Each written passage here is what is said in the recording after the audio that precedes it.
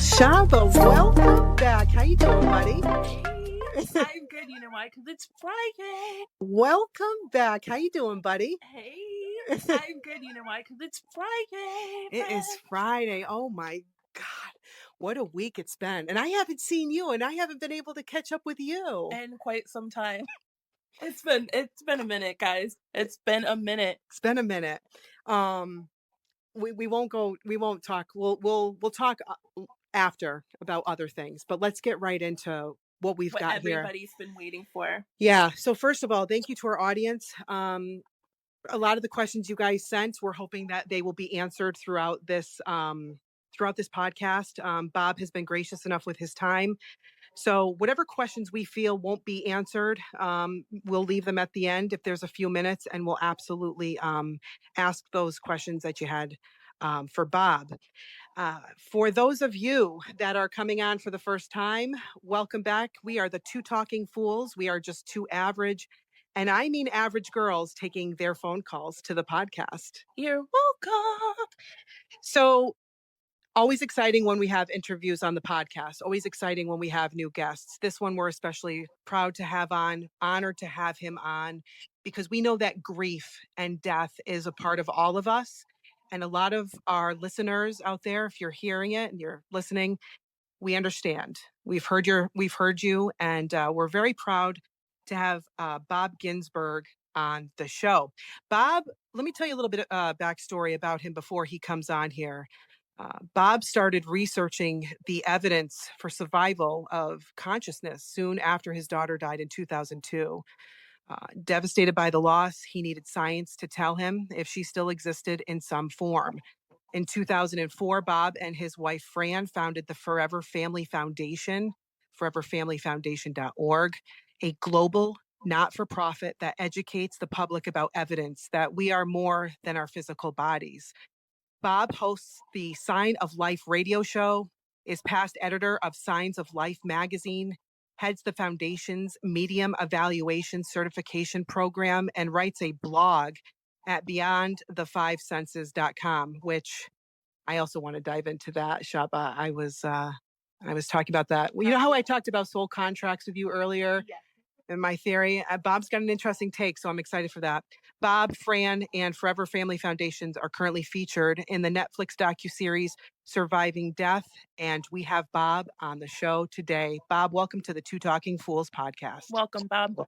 Well, thank you very much. Does that make me the third fool? Or Honorary, buddy, of course. We're three fools now, Bob.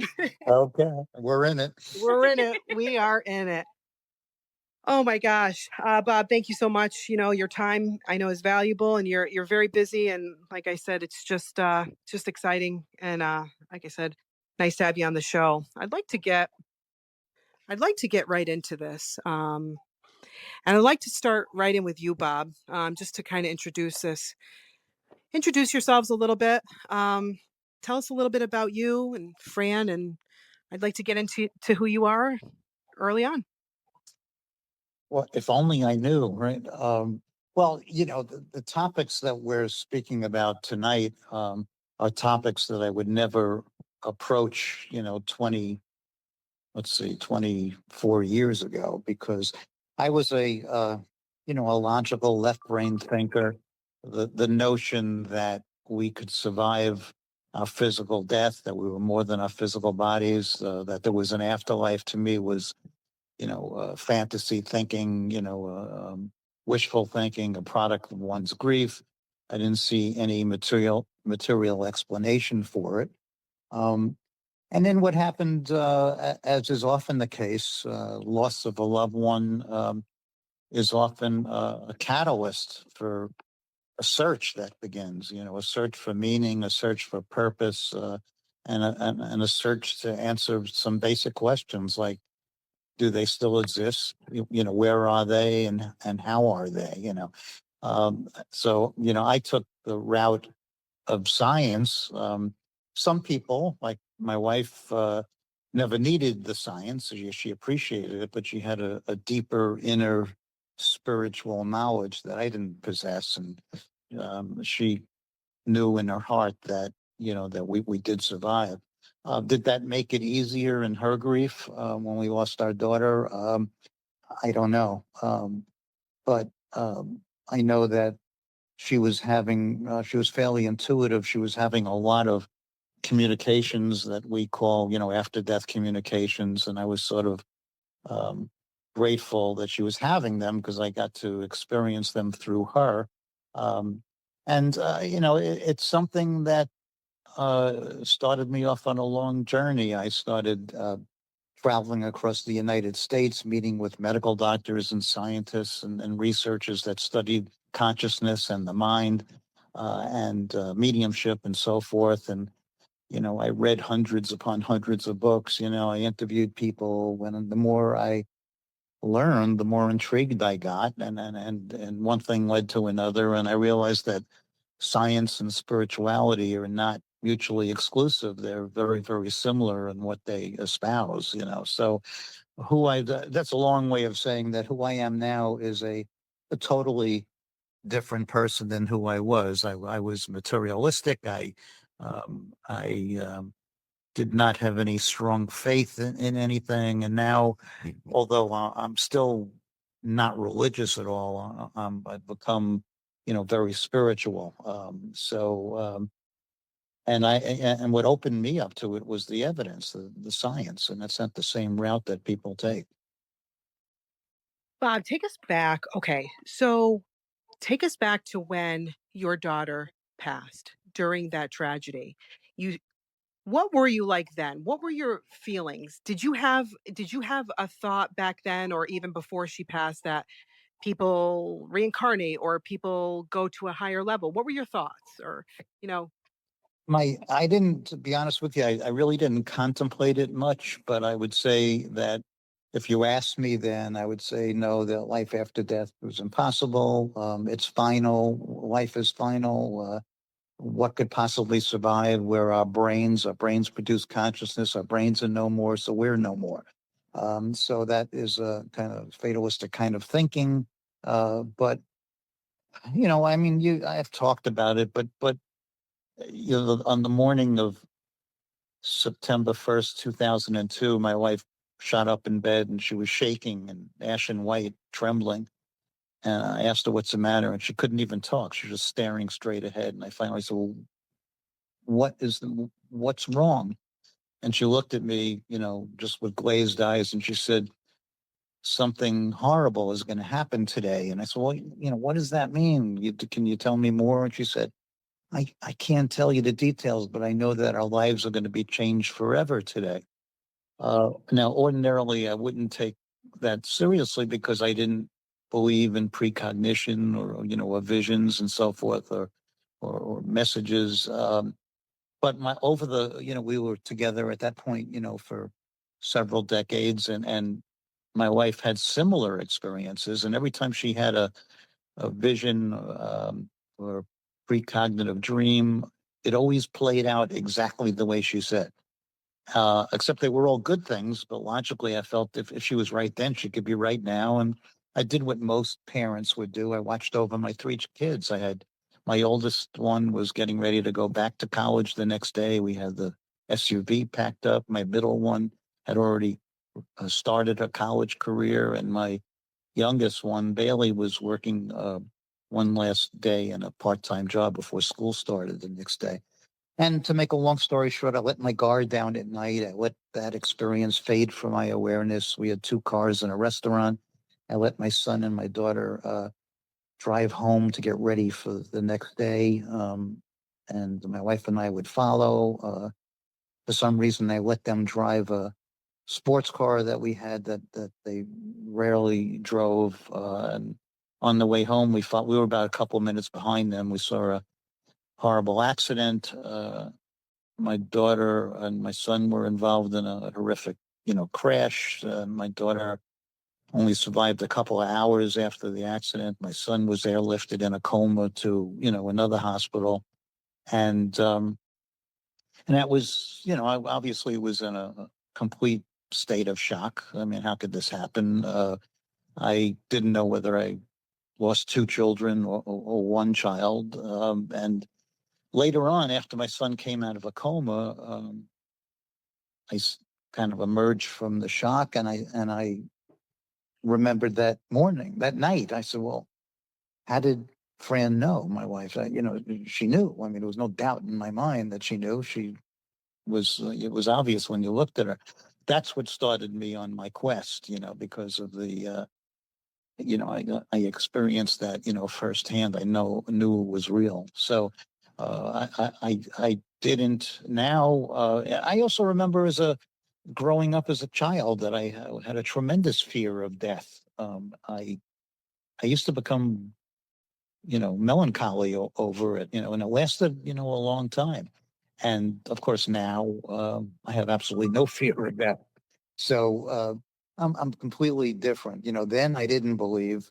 It took 7 years of research to get me to move from that hope to belief to that knowing stage where I am now. So that wasn't an easy a person to convince. But finally, I just relented under the weight of evidence, and now I have no doubts. So Bob, what when when the tragedy happened, at some point you and your wife must have looked at each other or said to yourselves, "Holy shit." Right? That conversation of, "Oh my god, you were right. You had this dream." I mean, now she had those before. You said that she had different Yeah. instances. Did you ever have anything like that as well? No, no, I had absolutely no. Well, listen, we all have some degree of intuitive ability, whether we realize it or not. But I had none that that I could recognize. And be honest with you, we never talked about it. I mean, to her, it happened, but to her, of course, she didn't have to look for answers to herself. She's was intuitive, and she's had those experiences before. And we were so devastated that we just never. I don't know when it was when we first talked about it. I mean, I probably didn't even start speaking about that for 15 years. It just happened. So it wasn't like we dwelled upon it. Of course, me, I was a total basket case. I wanted to die. I went to sleep every night, praying to the universe that I would have a heart attack in my sleep and not wake up. And then I became angry every morning when I did wake up, and so it was very difficult. I mean, I didn't know what to think about anything. I was just looking for a way to survive the loss. So I wasn't thinking about it, what happened, the dream or the vision or, whatever it was. And we never even talked about it. Yeah, that's a lot. Yeah, that's a lot. Yeah. Wow. Yeah. That's a lot. And, the reason that we do the work that we do now with, Forever Family Foundation is that, I mean, studies, peer reviewed uh, studies that, I mean, studies, peer reviewed uh, studies looking into the nature of grief have shown that those who believe in life after physical death do better in the grief than those that don't. And that's not a surprise, I'm sure, to you, or it wasn't to me, because if you've lost a close family member, I mean, what could give you any hope or comfort, or any more hope and comfort than the thought that, or the belief that your loved ones still exist, and makes life easier to live, knowing that not only do they still survive, but they survive with their memories and personality intact, and that at some point, when you're done, you're going to see them again. So that can make it easier. And we run these grief retreats. The one of them was featured on that Netflix series that you referenced. But we see every retreat. We do 4 of them. Yeah, people come in on Friday, and they could barely smile, and then they keep to themselves, and they could hardly talk. And then by the time Sunday night or Monday comes along, there's laughter and there's smiling and there's a renewed sense of hope. So that is something that we recognized it early on, and that's why we continue to do what we do. And you knowing grief, obviously firsthand, and you've touched on it, but explain like the Forever Family Foundation. Grief is so tricky. You never know what to say. You don't know how to comfort somebody. I feel like a lot of people feel this way. Um, how do you handle it? All the emotions around it. Tell us a little bit about why the Forever Family Foundation is a little bit different in your approach to grief and things like that. And obviously, one of them being that there is life after death. Yeah, well, traditional in the mental health profession, psychologists and therapists and psychiatrists, tend to, for the most part, counsel their patients to let go and to move on with their life. It doesn't mean you don't love them anymore, your loved one, but everything is geared towards disassociating from that. Whereas our way of thinking and the thinking of many progressive thinking professionals is that no, we believe that you should continue the relationship just in a different way. And so, and we do that through information. I mean, we're not, although we have grief professionals at our retreats, I mean, we are not, nor do we claim to be, therapists. We just provide information, and people can do that, what they want with that information. But the information has been shown to be tremendously, helpful. So I didn't think about it. How we got started before the foundation is when I was just going to explode with rage and sadness and everything else. I was looking for some outlet, and I found a group that was for bereaved parents. And I grabbed my wife. We got in the car. We drove an hour to this group, and by that time, I had already started looking into some of the stuff that we're talking about. And every time that either, I would raise my hand or my wife would raise her hand and talk about the possibility of an afterlife, the moderator would quickly shut us down. No, we don't talk about such things here. Our purpose is only to teach you how to cope with your grief, and so we can't discuss it. And I thought that was odd because I knew that every single parent in that room, that's all they wanted to talk about.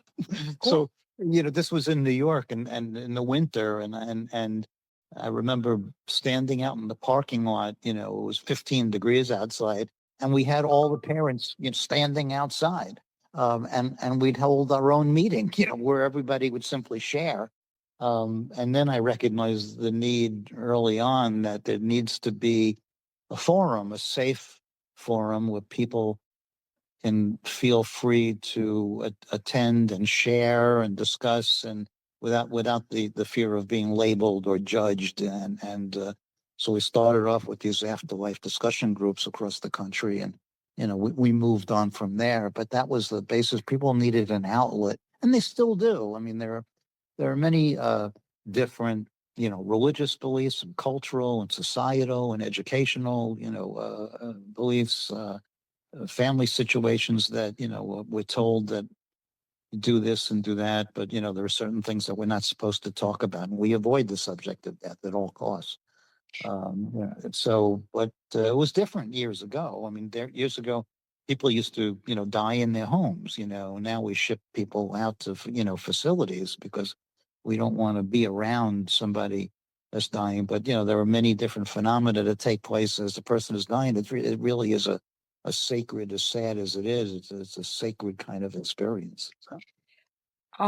When you first started this and you were, going around the country and talking about this afterlife idea, were parents and people who were grieving, did they just was this like, obviously this was something new, it'd be 20 years ago, it was much different than it was now, where people they must have flocked to you and this idea and what you were doing.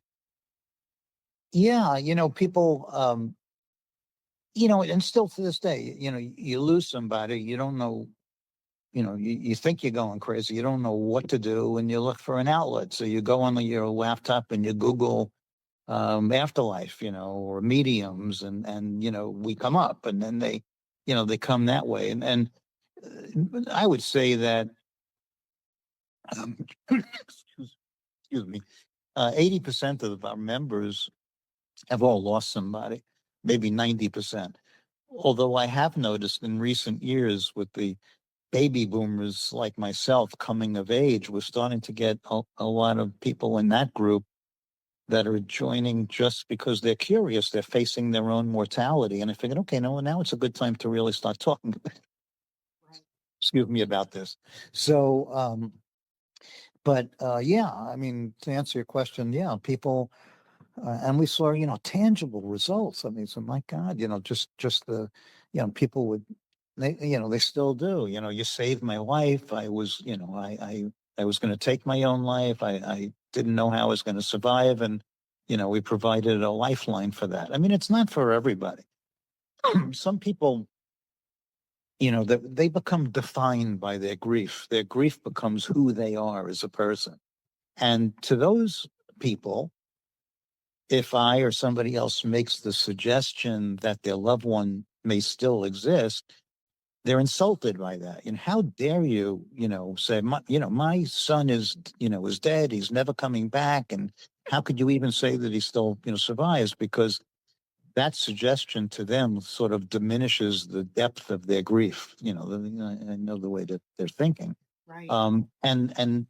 There's usually nothing, that we or anybody else can do with those people. And they live a very, tortured life because of that, life filled with sadness, whereas others have that spark and that hope. And that now concludes the first episode of our 4-part series, She's Just Elsewhere, a conversation about life after death with Bob Ginsberg.